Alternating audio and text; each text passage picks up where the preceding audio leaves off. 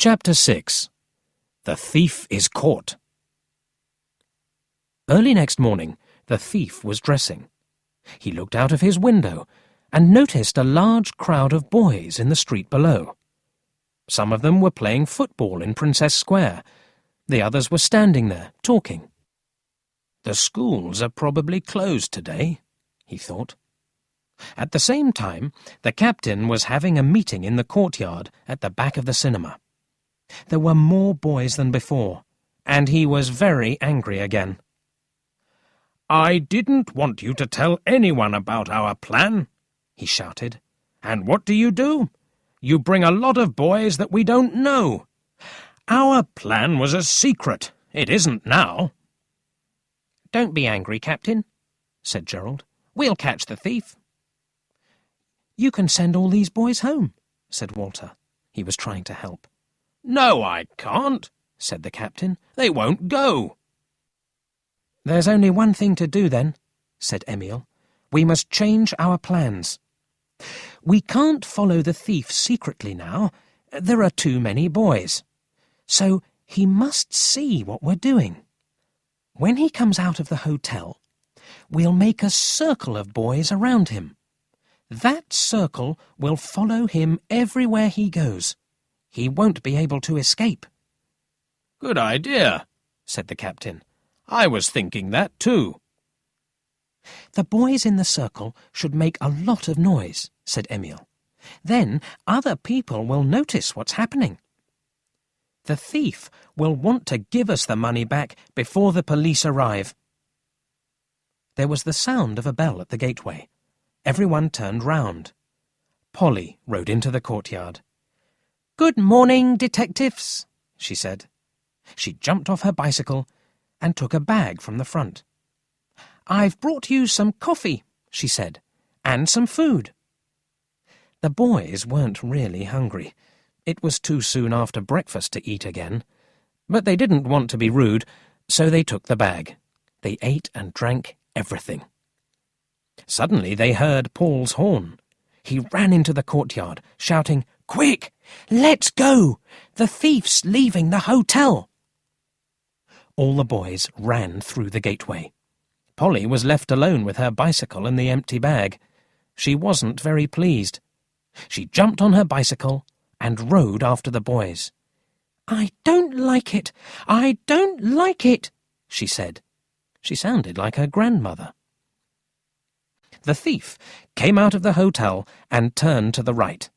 The captain sent Tony and Walter to the different groups of boys. They gave them their orders. In 3 minutes, there was a large crowd of boys all around the thief. He didn't know what to do. The boys were talking, laughing, and following him everywhere. "And why are they looking at me all the time?" he thought. He couldn't understand what was happening. Suddenly, a ball flew past his head. He didn't like that and began to walk more quickly. But the boys walked faster too. He tried to turn into a side street, but another crowd of boys stood in his way. "Walk in front of me," Emil said to Paul. "The thief mustn't see me yet." Polly rode at the side of the crowd, ringing her little bell. The thief was feeling more and more nervous. He didn't know what he should do next. He tried walking faster, but he couldn't escape. Suddenly, he turned round and ran back along the street. The crowd followed. Then Walter ran in front of the thief, and the man nearly fell. "What's the matter with you?" Mr. Green shouted. "Go away, or I'll call a policeman." "Oh, yes, please," said Walter. "That's what we're waiting for." Of course, the thief didn't want to call a policeman. He looked up. People were looking at him from their windows. Was anyone phoning the police? "If the police come," he thought, "they'll start asking questions." He was beginning to feel afraid. He didn't know what to do. Then he saw a bank across the road. It gave him an idea. He ran through the crowd of boys and hurried into the bank. The boys followed. The captain stopped them at the door and said, Paul and I will go inside. Emil can stay here until we're ready for him.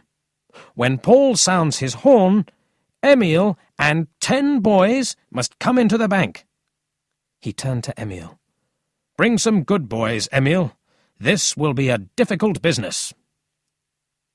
Paul and the captain walked into the bank. Mr. Green was standing in front of a desk. Behind the desk, a bank assistant was having a telephone conversation.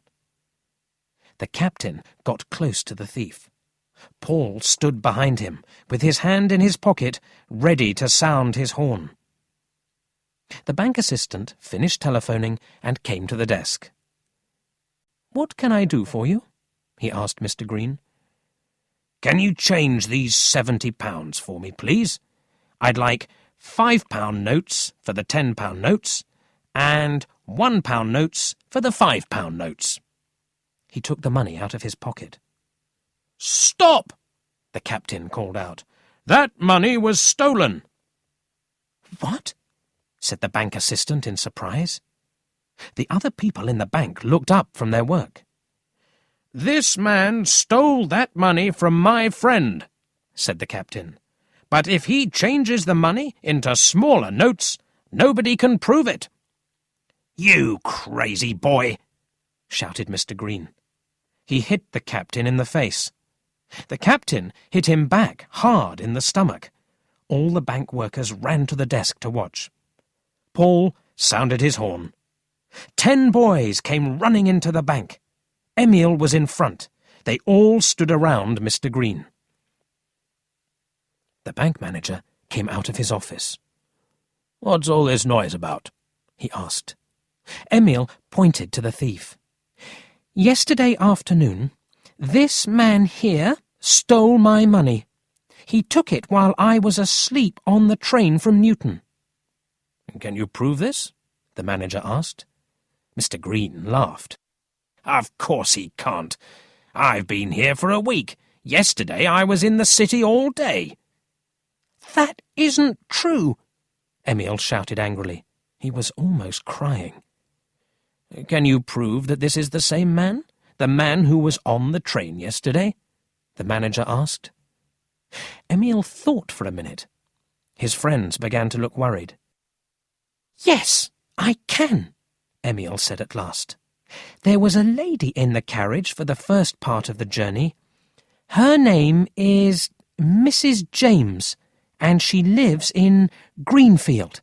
I remember because she asked me to speak to her friend, Mr. Smith. He owns a cloth shop in Newton." The bank manager turned to the thief. "And can you prove that you were in the city all day yesterday?" he asked. "Of course I can," the thief answered. "I was at the West End Hotel in Princess Square.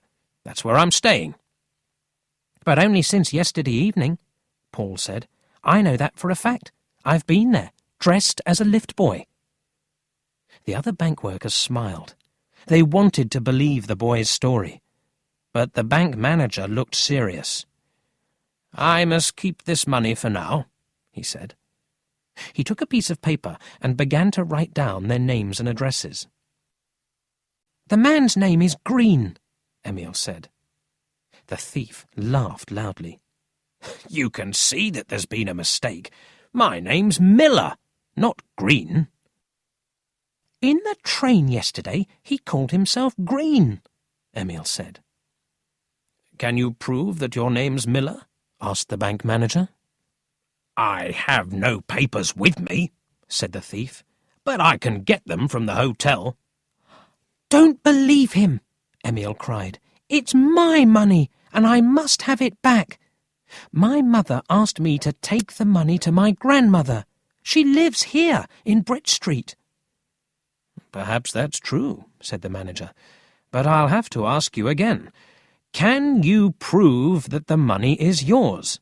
Is your name written on the back of the notes? Did you write down their numbers?"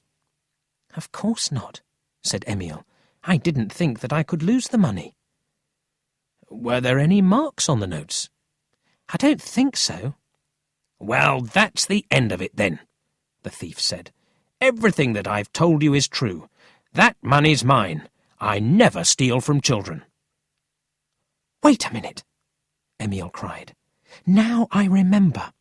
There is a mark on the notes. The mark of a pin. I wanted to be sure that the money stayed in my pocket, so I put a pin through the cloth of my pocket and through the bag with the money in it. If you look closely at the notes, you'll see the holes from the pin."